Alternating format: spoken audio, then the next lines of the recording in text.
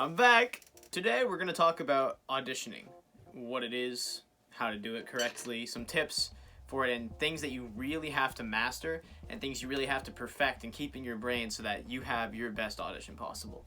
So I'm sure my 40 subscribers have noticed my absence by now. But yeah, I won't keep anybody for too long, so let's just jump right into it and see what we can do. Just have my notes right here. So we're just going to break this up into two sections. So we're going to do, the first one is going to be what to do before the audition and to prepare so that you go in with your maximum ability. And number two, I'm going to tell you what to do during the audition and how to make sure that you're mentally there and you're physically prepared. I just have to mention, if it's a blind audition, you have no idea what you're going to do, I just recommend go over everything. Practice everything. I'm talking about your styling. I'm talking about your sight reading. Everything. Because these are things they typically ask for in auditions to see where your ability is at. You could be a way better player than somebody else, and they could show up, have a really good day, be able to do the fundamentals, and they're going to get in over you because you're not prepared. So I would recommend practicing jazz, funk, rock, and Latin, if that's the kind of group you're going for. Those 4 beats and the ability to improvise in those 4 styles is crucial to being able to make an audition. Also work on your sight reading. You can look things up online and just practice that really easily. So first of all, why am I qualified to even talk about this subject? Well, I've auditioned for a group 8 times and I'm 6 for 8. So I know what I'm doing when it comes to auditions, how to prepare, how to make sure you can get in and you can get that part. We're going to go over 2 main things right now. First, what to do before the audition, and second, what to do during the audition. Both are very important, and the other cannot function without its counterpart. So, for example, if you don't practice and you get in there, you have a great mindset, you're like, oh, I'm going to win. Chances are you're not going to get in because you're not practiced. If you practice a lot and you go in with a failure mindset and you're like, dude, someone's going to beat me, you're also not going to get in. So you need to make sure you're practicing and you're coming in with a dominant mindset. Also, before I get into it, I just want to say, for blind auditions, make sure you practice everything, and I mean everything. Technique, styles, sight reading, things like this. That's what they're going to typically ask you for when you audition blind, to see where your ability's at. Because if you don't practice any of these things, expecting, oh, they're just going to ask me to do something like, you know, play this or play that, and you're guessing, someone else is going to come in and you might be way better than them, and they have their basics, they have their fundamentals down, and their ability, even though it might be lesser than yours, they're going to get picked over you because they're way more prepared. So with that out of the way, let's get into these tips. So pre-audition, number 1, look at the rubric if you can. What I mean by this is go on the website for whatever you're auditioning for. If it's districts, every district has a rubric. Everything, especially if it's organized by a larger group than just, oh, a single band or, oh, a single person looking for someone to play. If this is an organized event with like a board and all this sort of stuff, they're always going to have rubrics because they're going to have judges that are going to be grading you. So look online, look at the rubric, and see what you have to do. Because most of the time, it's not crazy. Most of the auditions that I've gone to, they've asked for funk, swing, and Latin. And none of these things even look for any sort of high amount of skill or high technicality. It's just appropriate foot usage, appropriate technique, appropriate sticking, the right musicality, dynamics, stuff like this. You don't have to do anything crazy to get into those. However, I'll get more into that later. You should still go hard and show what you're made of, but at the same time, never lose that simplicity of the basic idea of what you're supposed to do, and then you have to build around this. This is why it's extremely crucial that you look at what you're being graded on. Okay, number 2, play exactly what's written. What do I mean by this? When you have a piece that you're supposed to play for an audition, play it exactly how it is written. There is no room for creativity. There is no room for anything else because they give you a piece to see whether you can read and learn a piece. Because that's what they look for in an audition. And not just for drummers. I'm talking for anybody in general. So if the dynamics say double F, great, play double F. If they say double piano, you gotta play double piano. You have to do whatever they're asking you to do. Accents, sticking especially. If they say left, right, or right, left, you better be sure you're playing like that. Also, pay attention to little notes that you might miss. On my last audition piece, there was a crash and a ride hit at the same time, and I didn't notice that until my teacher pointed it out to me that they were both at the same time. So you have to pay attention to the nuances, because if there's two really great players, the judges are going to resort to the nuances. Make sure you run it exactly how it's written. This will score you bonus points. Number 3, please, for the love of God Almighty, use a metronome. Every seasoned musician I know practices with a click. Every single one.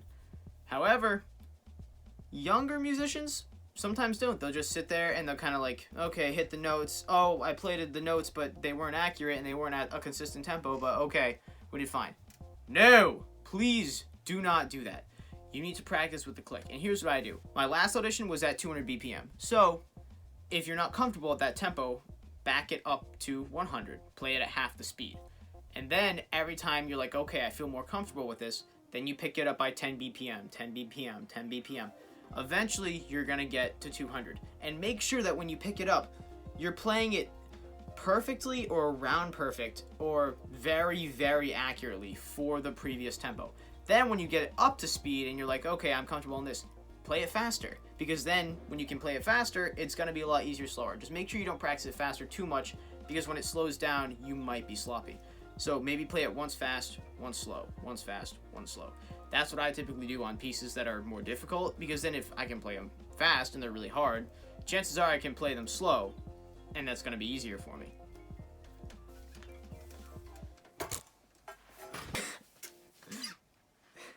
My camera just fell over. Number 4, be realistic but not pessimistic. What do I mean? What I mean is, be real with yourself. Are you doing something wrong? Are you doing something really well? Be realistic. If you're doing one thing very, very wrong, you gotta say, oh, I'm not doing that right. I need to work on it. But don't be pessimistic. I like to call it realistic optimism. You say, okay, I might not be that good at it now, but I am going to be good at it because I'm going to work at it every day for however long per day. If you just see you're bad at something and you say, oh, I'm terrible at this, I'm gonna lose the audition because of this. Oh my gosh, I'm never gonna get this. What are you even doing auditioning? The whole point is to compete. And when you compete, you have to work out your flaws. You can't just complain about them. I mean, that's plain and simple for anything. So you need to make sure you're being realistic with yourself. Because if you play the piece through, you're like, oh, that was great. Except for this, and this. Except for, oh, at this forte part, I played really quiet. Or at this really quiet part, I'm accenting every single note. Or, yeah, this run really isn't that clean. Or this riff isn't very clean. This fill isn't really that accurate. Oh, I don't know how to go that fast with my hand. I need to work on my hand speed. These are all things you need to really worry about. Oh, this crescendo. I didn't hit the crescendo. It's just everything. Like, you could be forgetting things like repeats. You could be forgetting things simple as dynamic markings, accents, anything. You might be hitting the wrong drum because you're misreading the staff. You have to pay very, very close attention. So, if you know you're doing something wrong, please do not ignore it. Please just don't say, oh, I'm bad at that. I'll never be good at it, so I'm just going to go and audition with it. Please, be optimistic. Know you're going to change it because it's going to help you so much in the long run. Number 5, and this kind of goes along with the last point, analyze your weaknesses and then make them your strengths. What do I mean? I say that a lot, don't I? What I mean by this is, if there's something you're generally not that good at, remember, be realistic. If you're generally not that good at something, you need to make sure that it becomes one of your strengths, that you become very good at it. And this is unlike the last point, because the last point is be realistic whether, you're playing the piece accurately. This is if, there's just something you're generally not good at. Like, for example, if you're a sax player and there's, all these quick runs and you're just not hitting them and you're consistently not hitting every run in your piece, in your practice, you need to sit down, you need to get a metronome, tip number 3, and you need to run through these slowly and then pick it up. And then what do you know? You're going to be good at runs eventually, because you can never practice to no avail. That's impossible. The more you practice, the better you're going to get. Practice does not make perfect, but practice sure as heck makes you a lot better than when you started. So when you're bad at something, become good at it. Easier said than done, I know. But be realistic with yourself and make sure that these general areas aren't the ones that you get a 0 out of 10 for. Make sure these aren't the ones that you get a super low score. Even like 2 out of 5.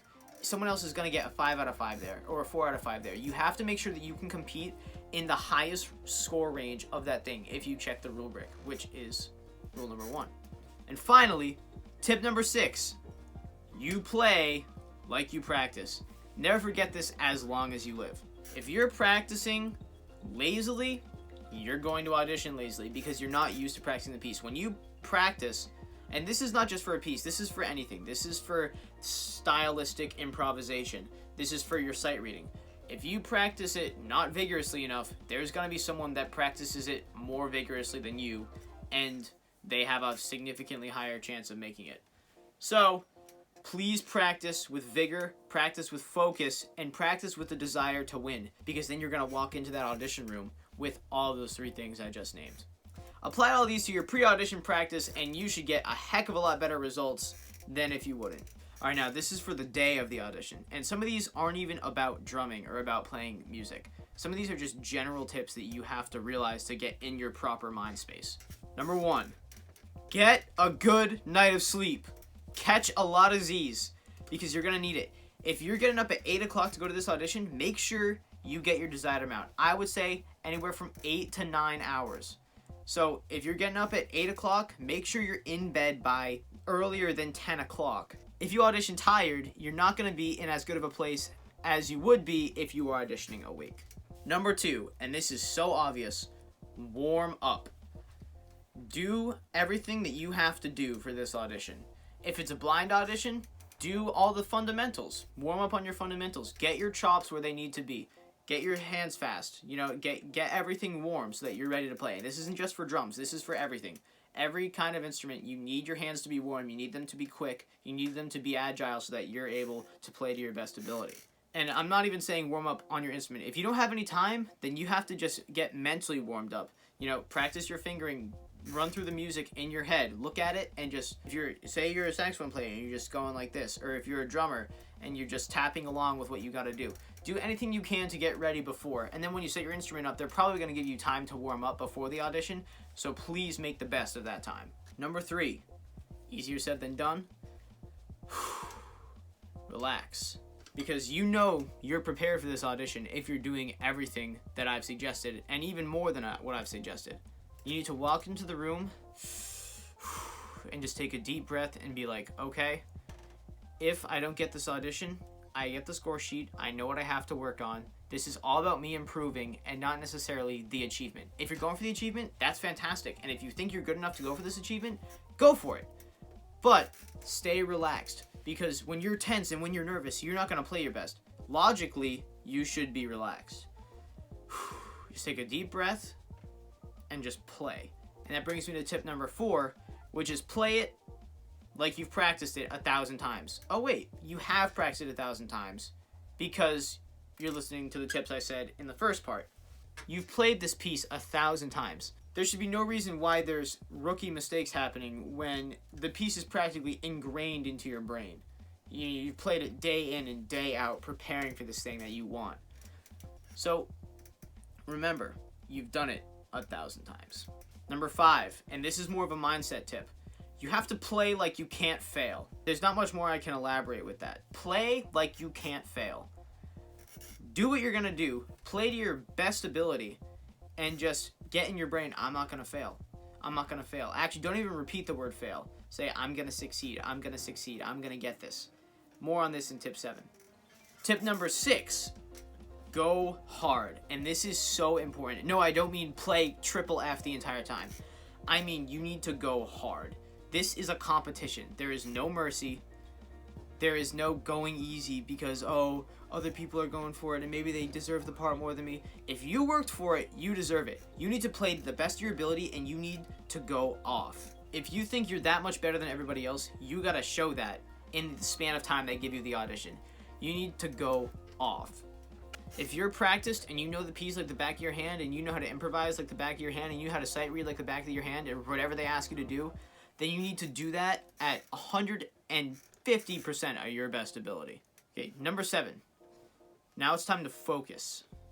Focusing is extremely important. And I've had this happen to me in almost every audition except for my most recent one, which was actually about a week ago. So a sub tip for this is mute the little voice in your head.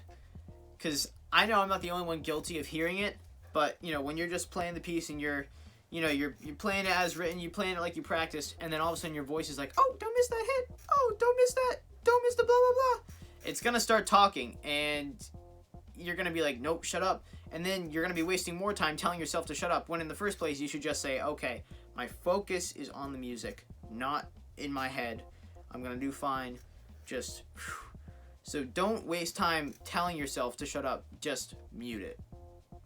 Just be quiet and focus. And finally, number 8 for the audition day, and this could go for every day leading up to it. Stay positive.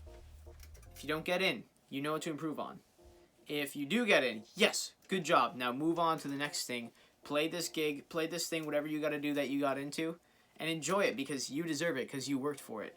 When you walk into the audition room, say, I'm going to make this. I'm going to make this. I practice this. I'm going to do this really well. I'm going to kill this. And constantly affirm yourself, you know, days, weeks previous to this audition, because if you practiced it, you can definitely do it. And bonus tip number 9, something to always remember, regardless of whether or not you get in, you become so much of a better player just from practicing. Think about it. You're taking your weaknesses, you're making them your strengths. You're realizing that you're not playing a piece perfectly, so you go back and you perfect it.